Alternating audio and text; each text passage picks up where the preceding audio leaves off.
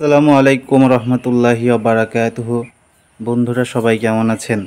তো মুরগি কয়েকদিন আগে বিক্রি করে দিছি। তুষ ছিল মুরগির ঘরে, সেই তুষ পরিষ্কার করতেছি।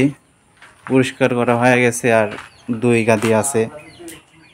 পরিষ্কার করার পর বাচ্চার দাম কম, আবার বাচ্চা তোলার পরিকল্পনা করতেছি। যদিও বারবার লস খাই, তবুও তুলতে হয়। তো এবার বাচ্চা 20 টাকা আছে। এই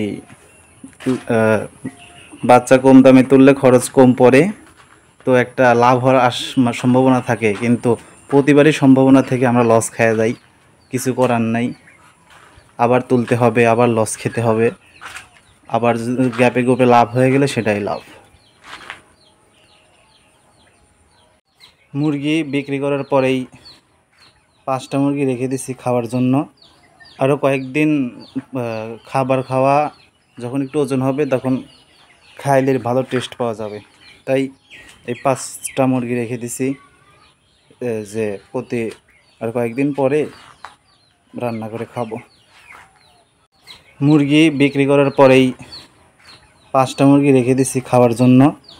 আরও কয়েকদিন খাবার খাওয়া যখন একটু ওজন হবে তখন খাইলে ভালো টেস্ট পাওয়া যাবে, তাই এই 5টা মুরগি রেখে দিছি যে প্রতি আর কয়েকদিন পরে রান্না করে খাবো। তুষ ফেলতে গিয়ে পুরো ঘেমে গেছি। তো বন্ধুরা, যদি ভিডিওটি ভালো লেগে থাকে লাইক, সাবস্ক্রাইব, কমেন্ট করে সহায়তা করবেন। আসসালামু আলাইকুম রহমতুল্লাহ।